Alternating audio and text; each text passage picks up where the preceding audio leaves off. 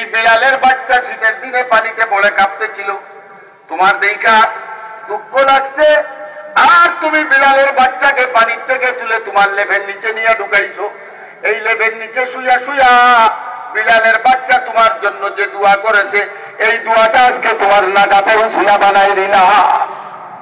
ভাইর আমার, এক বিলালের বাচ্চা ইখলাসের সাথে পানির থেকে তোলার জন্য শিবলি নুমানির জিন্দেগির সমস্ত আমল বেকার হয়ে গেছে। আর সাধারণ এক বিলালের বাচ্চা পানির থেকে ইখলাসের সাথে তোলার জন্য ময়দানে মাশরে নাজাতের উসিলা হয়ে গেছে। এই জন্য সমস্ত মুসল্লিয়ানে কেরামকে আমার অনুরোধ, সবার কাছে করো জুড়ে আবেদন, ইখলাস যদি না থাকে অন্তর পরিষ্কার করেন। কুরবানির গরু মাঠে পড়ার আগে, কুরবানির রক্ত মাঠে পড়ার আগে রাসূল বলেন আল্লাহ কুরবানি কবুল করবেন। সুতরাং এই কুরবানি কবুল হওয়ার জন্য সর্বপ্রথম শর্ত হলো আমরা কুরবানি কবুল করব, কিন্তু আমার ইখলাস থাকতে হবে, মানুষ দেখানোর উদ্দেশ্যে কুরবানি না। ইসমাঈলকে হযরতে ইব্রাহিম আলাইহিস সালাম যেইভাবে কুরবানি করেছেন আল্লাহর নৈকট্য অর্জন করার জন্য, আমিও আল্লাহর নৈকট্য অর্জন করব। এই জন্য আয়াত বলেছি লান ইয়ানালাল্লাহা লুহুমুহা ওয়ালা দিমাউহা।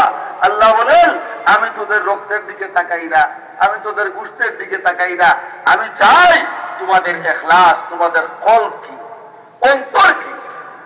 রাসূল বলেন আত-তাকওয়া হাউনা, পরেশগারি এই জায়গায়। সবগুলা ঠিক আছে, আমার পাগড়িও ঠিক আছে, জুব্বাও ঠিক আছে, জামাও ঠিক আছে, আর এই জায়গা যদি ভেজাল হয় তাহলে কিচ্ছু ঠিক নাই। এই জায়গা যদি ভেজাল হয় কিচ্ছু ঠিক নাই। এই জন্য সবার কাছে অনুরোধ, ইখলাসের আমল ছোট হলো। হাদিসের মধ্যে আছে বনী ইসরাইলের 3 যুবক গর্তের মধ্যে পাহাড়ে গিয়ে আটকা পড়ছেন, গর্তে ঢুকছেন রাতে ঘুমাবার জন্য, সকালে উঠে দেখেন গর্তের মুখ বন্ধ, পাথর পড়ে গেছে। বাঁচার কোনো উপায় নাই, বাঁচার কোনো উপায় নাই। এখন সবাই চিন্তা করে এই গর্ত থেকে আওয়াজ দিলে তো কেউ শুনবে না, আমাদেরকে কেউ রক্ষা করবে না, এখান থেকে বাঁচার উপায় কি? তখন এই 3 যুবকের মধ্যে একজন প্রস্তাব রাখছে যে দেখো জিন্দেগিতে কোনো ভালো আমল করছে কিনা, এই ভালো আমলের উসিলা নিয়া যদি আমরা আল্লাহর কাছে দোয়া করি, হয়তো আল্লাহ আজকে আমাদেরকে এই বিপদের মুহূর্ত থেকে নাজাত দিতে পারেন। তখন একজন কয় হ্যাঁ ভাই আমার একটা ভালো আমল আছে। কি তোমার ভালো আমল? কয় আমার মা ছিলেন বৃদ্ধা, আমার মা খেদমত আমি করতাম, আমি আমার বাচ্চা কাচ্চাদেরকে দিয়া, আমার একটা গাভীর দুধ ছিল, আর এই গাভীর দুধ দিয়া মাকে খাওয়াইতাম, বাচ্চা কাচ্চাদেরকেও খাওয়াইতাম। একদিন রাত্রে বাজার থেকে গিয়া দেখি মা ঘুমায় গেছে, গাভী ধুয়ে আনছি, এখন মা ঘুমায় গেছেন, আমার বাচ্চারা চিল্লা চিল্লি করতেছে।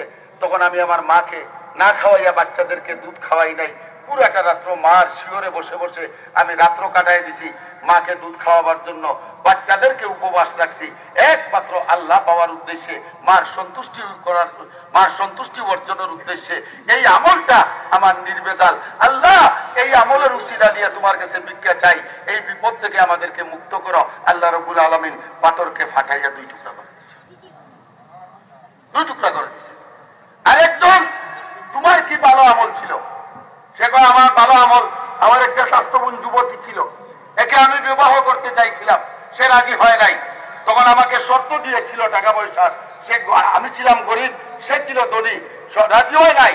তখন শর্ত দেওয়ার পর আমি ভ্রমণে গিয়া টাকা পয়সা অর্জন করিয়া আমার স্বাস্থ্যবোনের কাছে যখন প্রস্তাব রাখছি বিবাহের, তখনও সে যখন আমার বিবাহের প্রস্তাব প্রত্যাখ্যান করে দিল, তখন আমি একা করে তাকে পাশবিক নির্যাতন অত্যাচার করার জন্য, তার সাথে জেনা করার জন্য আমি উদ্বুদ্ধ হলাম।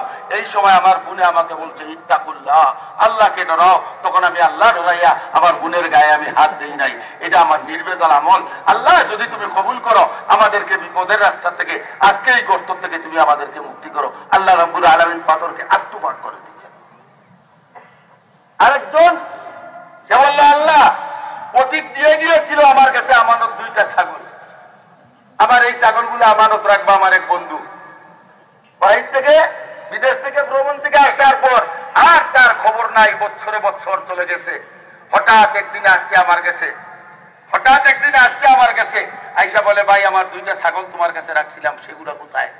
তখন আমি বিরাট বড় এক পাল দেখাইয়া বললাম, এই তোমার ছাগলের পাল। সে আমাকে বলে, ভাই আমি তো 2টা ছাগল দিয়েছিলাম, এক পাল ছাগল কোথার থেকে আসলো?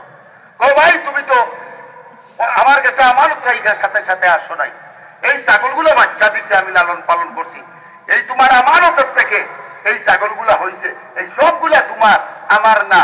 তখন এই আমানত দরবারে, আল্লাহ এই আমানতের হেফাজত আমি করেছি একমাত্র তোমাকে পাওয়ার জন্য, আল্লাহ যদি এটা পছন্দ হয় তাইলে আমাদেরকে মুক্ত করো।